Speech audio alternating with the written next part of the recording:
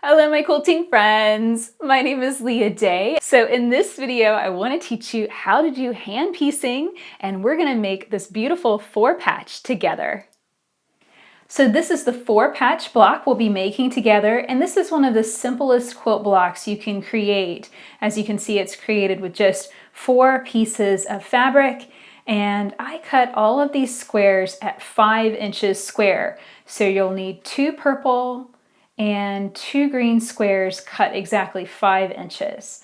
So some other things that you're going to need to get started. A ruler is really helpful for marking your seam allowances. I know this isn't a typical thing that we do whenever we stitch on a home sewing machine, but that's because we can use a patchwork foot to help guide our seam. When hand piecing, it's a little trickier, so I really think it helps to just mark your seam on your fabric directly.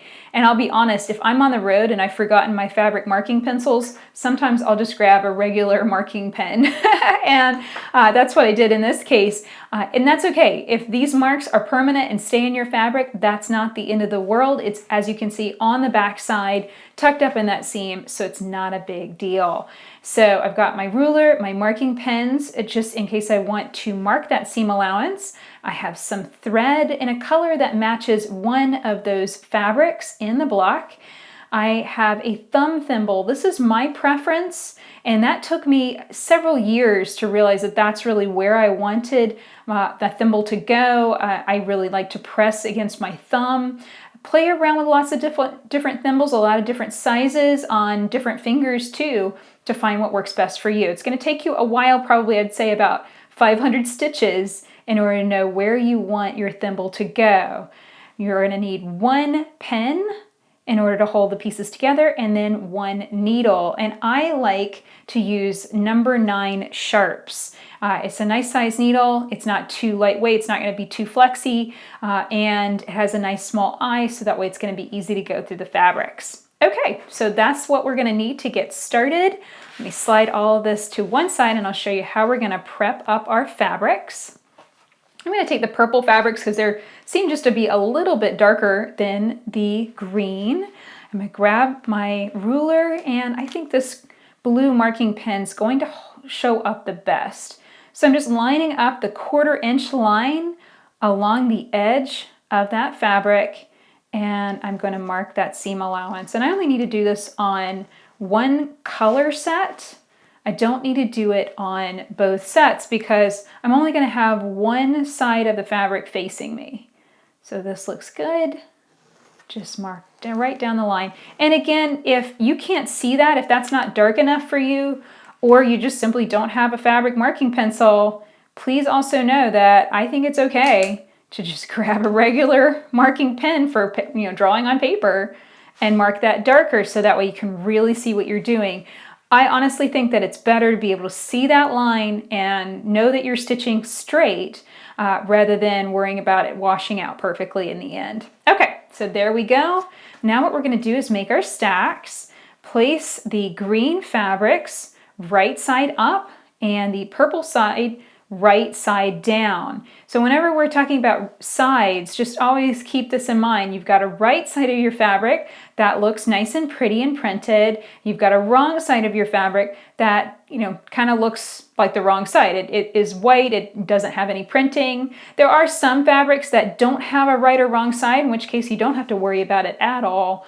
But with fabrics like these, where you have a very clear right side and wrong side, make sure these are right sides together. Okay, so I'm going to set this one aside.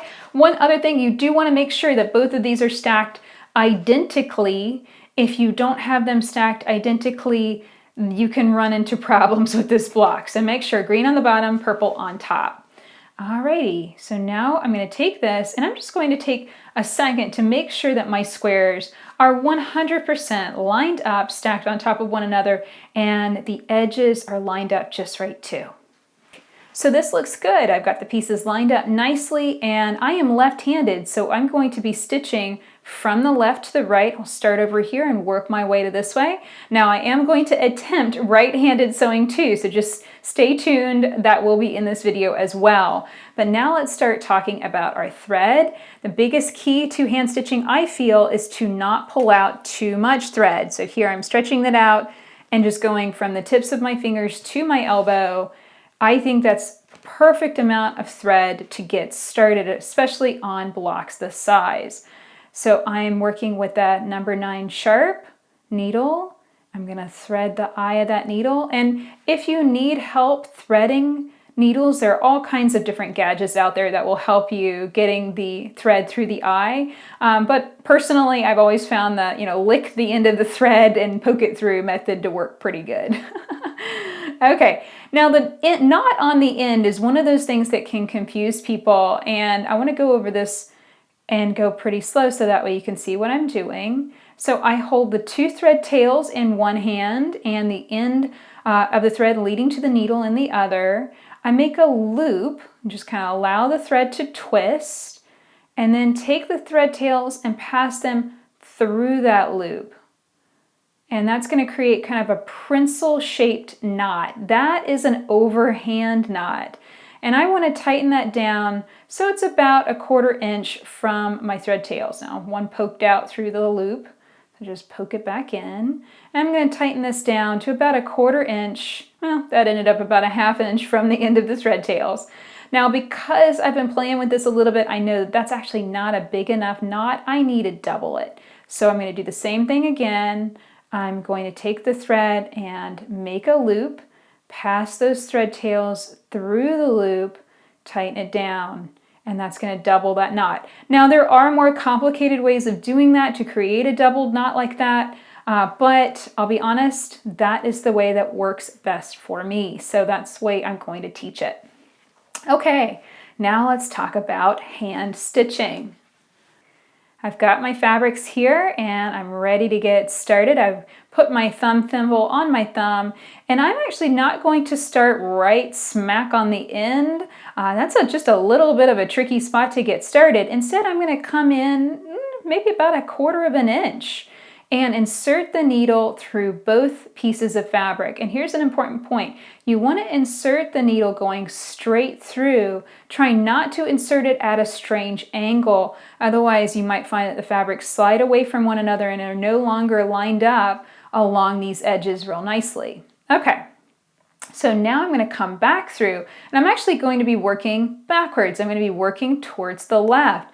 This is a back stitch. This is why I don't start right smack on this edge. I start inside a bit, and then I back stitch, maybe 2 stitches here to really secure that edge, but I keep the knot to the inside. Okay, so I stitched back 1 stitch, and this stitch is, I'm actually physically inserting the needle and pulling it through, then inserting it again and pulling it through. That's a very simple way of stitching. And as you can see, this is so small, and we're right here on the edge. It's really, really easy to see. But that could end up slowing you down eventually. So I'm going to teach you next how to do a rock stitch. So in this case, I'm going to pick up the piece in my hand so I can have my index finger of my right hand here right behind these fabrics, and I'm going to insert the needle from the front, and I'm actually poking myself with the tip of that needle. I'm poking my index finger, and that's guiding me to push them with my index finger to push that needle back to the surface. That's a rock stitch. So there we go. I inserted the needle into the back, then used my index finger to push it to the front, and that made a complete stitch. Now, looking at these stitches, you might be wondering, you can see my little line of back stitches here, and you can see that stitch. These are very small, and it took a long time to get my stitches to that size. And I would say the best skill builder for those stitches, I did a lot of beadwork. I did a lot of hand stitching seed beads together, and that's what helped my stitches get so small and so tiny. But the biggest key here is practice. The more you hand stitch, the more practice that you get at making tinier and tinier stitches. So the most control you have is over your surface stitch. So if you are coming way out here, obviously you're going to make a much bigger stitch than if you insert your needle right there. And eyeballing about 1/8 of an inch at least between those stitches. So That's really what I'm always eyeballing, is about 1/8 of an inch away from the stitch before it. Now again, I've got my needle through, I'm pressing my finger against that tip. You don't want to jam it into the tip of your finger, but just enough that you feel it, and then push it forward to bring it back out the front, just like so.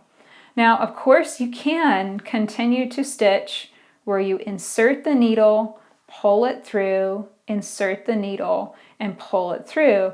But the harder part about that is it's harder to insert on the line when you're coming from the back. So here you can see I'm holding it always with that straight line I marked facing up, but it's harder to insert the needle coming from the back on that marked line and have that come out perfectly.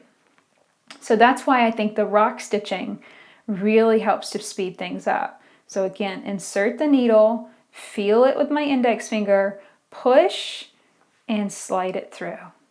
And you can actually put a few stitches on your needle at a time. Now, one thing to be making sure of, every once in a while, check in on your fabrics and make sure that your purple fabric isn't slipping up and being higher than your green fabric. With quilting, with quilt piecing, we add a little seam allowance, that's the 1/4 inch, and then we need to take away that seam allowance exactly, and that depends on those fabrics being perfectly stacked on top of one another. Okay, so here I took 1 stitch, now I'm going to go right back down again, push in, and then again, come back up. So see, I can put a few stitches on my needle and then pull it through. That's going to also speed you up too. But in the beginning, when you're first getting started, it might be just enough to just try and stack 1 stitch at a time, aiming not necessarily to get your stitches super, super tiny, but just to get them all the same size. And as you can see, some of my stitches here have fluctuated in size a bit. Now let's do the ultimate test. I'm going to switch to my right hand and show you what that looks like. I'm going to actually remark the block too, so that way I have a seam allowance on this side. So you can see it, I'm going to use my marking pen, just my regular, this is my purse pen, nice and chunky so I don't lose it or leave it places. So there we go, I've got a little bit of seam allowance marked, and I need to reinsert my pen so that way it's not going to shift. And this is going to be tricky because, and actually I want to insert that pen so it points the other way so I don't get stuck by it. There we go. And this is going to be tricky because I am left-handed and it's natural for me to stitch from left to right. It's not at all natural for me to stitch from right to left, but I always like a good challenge. So let's see how this works. Okay, so I'm going to first just take a few stitches, just the simplest way possible. I'm going to insert the needle on the line and pull through. Okay, so that's feeling pretty good. Whoop. I'm tending to want that needle in my left hand. It is a habit, most definitely. So now I'm going to insert and I'm going to try that rock stitch. So I'm feeling that needle with my index finger over here, and I'm pushing against it to angle it so it goes straight to the left. Now pull through. Now I'm going to do that again. Insert the needle, and I'm just letting that needle come out the length of the size of the stitch that I want. So a little bit less than 1/8 of an inch. So that comes out a little bit less than 1/8 of an inch, and then I'm kind of pushing with my index finger and pushing down with my thumb. I haven't really told you what my thumb is doing. I'm also holding on to the fabric too, with all these other fingers back here is helping to support this. And I do think this is a lot easier to do up on a tabletop, so your back can be straight, you can really see what you're doing. When I was learning how to do hand stitching when I was a kid, I would oftentimes be hunched over and sitting on the floor. And no wonder it was a struggle because I couldn't really see what I was doing. It wasn't very comfortable. Having your elbows propped up can really help. So here we go, and one more stitch. I'm going to insert it. I feel that stitch with my index finger. I push with my index finger, and I'm pushing down, and that tip of that needle is kind of skimming against the front of my thumb fingernail. So that will give you an idea of all those components coming together. There we go. So my stitches aren't quite as small with my right hand, but as you can see, it is certainly possible to stitch with both hands if that is your goal. If you want to be ambidextrous with your stitching, you certainly can. And it's just a matter of practice, I'd say, more than anything else. Okay, so we're going to be coming up here towards the end. I'm going to do a few more rock stitches. And then we're going to get to the end, and just like before, we're going to do a couple back stitches right at the end to really lock that in place. And if ever something doesn't feel comfortable for you, just shift it around, obviously. You know, figure out what feels the most comfortable. When you first have a new tool in your hand, like a needle and thread, that is a tool. It's going to feel awkward and it's going to feel like a foreign object, like you're learning how to use a fork for the first time, or if you ever use chopsticks. You know, it feels like a foreign thing in your hand, like there's a barrier between you and doing what you need to do, and you have to learn how to take that tool and do what you need to do with it, and have it help you rather than hinder you. And it just takes practice. Let's see, how many stitches have I put into this so far? I'm going to do a quick count. So I've got 23 stitches so far. I'd say maybe 25 by the time I get to the end. So if you have read the book, Mally the Maker and the Queen in the Quilt, then you know the character Patch. And Patch the cat has a very strong opinion about hand stitching and building any skill for craft in general. And his opinion is 1,000 stitches is what it will take to get this feeling not just easy, but comfortable and fun. So keep that in mind. We only stitched 25 stitches through this length. Okay. So what I'm really happy about seeing, a couple things to look at and check in on. Obviously I have my seam allowance marked, so it's a little harder to see my stitches. But one thing you want to look for is checking that the stitches are the same size on the front and the back of your work, so that you can almost not really tell which side you did the stitching on. The reason for that is if you are stitching and have much smaller stitch on the back side, that means that you're not poking the needle through far enough before rocking it over. If your stitches are super, super tiny on the front side, well, maybe just slightly widen it every so bit. It's your back stitches that are always going to end up just a little bit wider because of that rock stitching movement. Okay, so now let's deal with this end. And yes, it does get a little tricky when we have this short little thread tail. So let's be careful here. What we're going to do is insert the needle into the end of the previous stitch. This is a back stitch. We're basically thinking of it as looping all the way around, going around all the way through the fabrics twice. And then I'm going to come back up again. And then I think I will go right back in that same hole one more time. Just a little reinforcement there. And then now I'm going to clip off the needle. And it's nice to just have a place to set that where you can see it. You know it's not going to roll away. I'm going to make an overhand knot, and this is a little tricky because it's so short. It's basically make a loop, pass those thread tails through that loop, and this time I'm going to take my pen and I'm going to tighten that down right to the surface of the fabric so it is setting right on top of the fabric.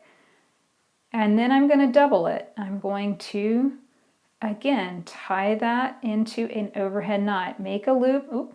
Whenever it starts to kind of fall apart and those thread tails don't go together for you, that's okay. Just pick it out and start again.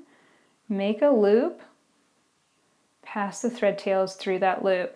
Now you might be tempted whenever you have two short thread tails like this to do a square knot.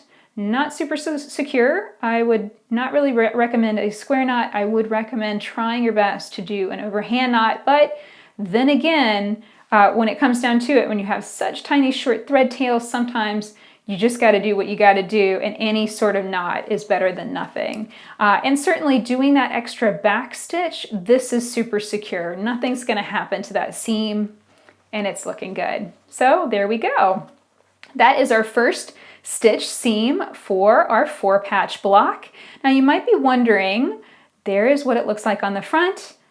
But what do we do with these seam allowances? This is the allowance, the extra bit that we add to our fabric, and then whenever we do our piecing, we take that amount away so that way our shapes come out exactly the right size and shape for our quilt or our project. So when I am doing hand piecing, this is obviously a bigger stitch, a less secure stitch than if I'm using my sewing machine. For that reason, I'm going to press that seam to one side rather than press that seam open, which is what I typically do. This is an open seam. I typically do it this way when I'm sewing on my sewing machine. I will press to one side when I am doing hand piecing, whenever that seam is stitched by hand. And I'm gonna have this consistently pressed to the purple side. And if I do that on all of my blocks, on all of my pieces, then that's gonna result in all of my pieces locking and nesting nicely together. Now, I do think it's good to take your time pressing this over. You can see how much I'm kind of playing with it, manipulating it. I'm also running my fingernail along it. All that's really good. We've got some extra, kind of an extra hump here from both of those layers of fabric. So you want to do extra work making sure that you've nicely creased that and it's folding over exactly on that seam line. So just understand that is one of those techniques. That's one of those things that's just ever so slightly different when you do it by hand, when you do a hand pieced seam versus when you stitch that seam by machine. So there we go. That is the first two pieces of our 4-patch block put together. Take your time piecing your pieces together, and then I'll meet you back here when we're ready to put 2 sets of pieced units together to make our 4-patch. So here we have our 2 sets of pieced squares, and it's time to put them together to make our 4-patch. So to get started, I marked my seam line. It's 1/4 inch from the edge, and I've placed my pin here right in the center where these seam lines are coming together. And this is a cool thing with hand piecing. You have the ability to nest your seams. So if you press your seam allowances to the purple side, to the purple fabric on both sets of units, then the seam allowances will be going in 2 different directions. You'll have one going to the left and one going to the right. And what I did was just nest those together nicely and place a pin right there.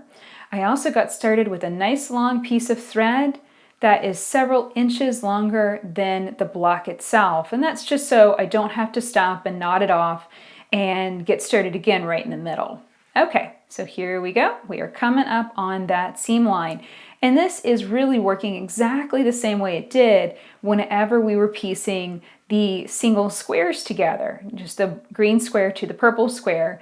The only thing is it's going to feel a little bit different because this block is this much bigger. It's double the size. And the bigger the block gets, the more cumbersome it might feel in your hands. So if you find yourself struggling to just get a grip on everything and be stitching at the same time, then I encourage you to move to a table so that you can prop your elbows up on the table and have something to put your work down on, have something to put the block on and be able to press against it. That really helps everything feel a lot more in control. Okay, so I'm coming up on the area of seam allowance, and because I'm going to be stitching through not just 2 layers of fabric, but 4 layers of fabric as I stitch over these areas, I'm going to go back to stitching straight through. So I'm going to pull the thread through with every stitch I make through this area. So I'm sliding the needle in, and sometimes you might have to poke it a few times until you get right on the line. Be patient with that. If you are coming in way off the line, definitely pull the needle back out again and reinsert it. Okay, so right here in the center, I am going to take a back stitch. So basically, I'm going to insert the needle, come right back through to the front side. Now I'm going to go back through the hole made from the previous stitch. So I'm going back to the left. And that's a little back stitch. That just really reinforces that area. That's a spot of stress on your quilt. When you open it up and take a look at it, that's a spot of stress on your quilt. That's where all these seams, this seam and that seam are coming together, and this seam going this way is overlapping it. Having a back stitch right there will definitely secure that area nicely. Okay, so I've got a back stitch. Now I'm going to come back through the hole created when I came through that way. And don't get obsessive with it. If your needle is not inserting exactly in the hole, don't worry about it. Don't panic. You can always pull it out and do it again. That's fine. But it's not the end of the world. The only thing I would say is if you're inserting your needle and it's coming through and really not on the line that you've marked, pull it back out again and reinsert that. Take a few seconds here to make sure that your needle is always coming out in the right spot. You have control over that. Just don't get in too much of a rush. That's the biggest key with hand piecing. Okay, so now I'm going to work and get all of these edges nicely aligned, just the exact same way that we did before when we were working with just 2 squares. And I'm going to again insert my needle, my pen, right there. And this is just a very simple wash and repeat. I'm going to do that rock stitch, insert the needle, kind of press with my index finger, press with my thumb, push it through, skim the tip of that needle over your thumbnail and pull it out, and then make another stitch. And that is going to ensure the stitch is roughly the same size on the front and the back. So there we go. I'm just going to continue stitching all the way down to the end. Then I'll do a back stitch and knot off my thread. And I should also add that, if you get really good at taking one rock stitch, you can stack this.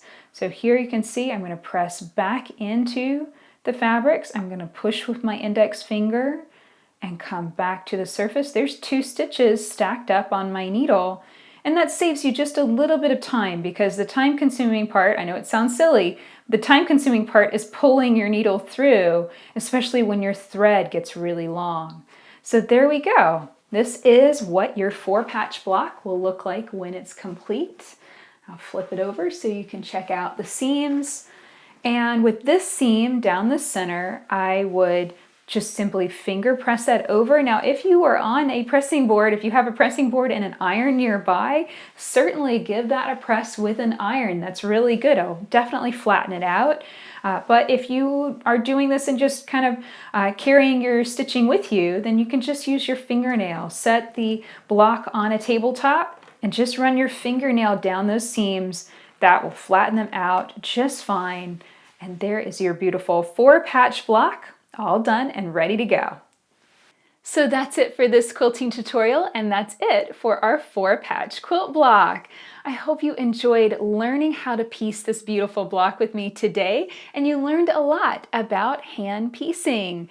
Now, if you'd like a fun story to go along with piecing a 4-patch, definitely come and check out Mally the Maker and the Queen in the Quilt. I promise you this book will inspire you to learn so much more about sewing and quilting.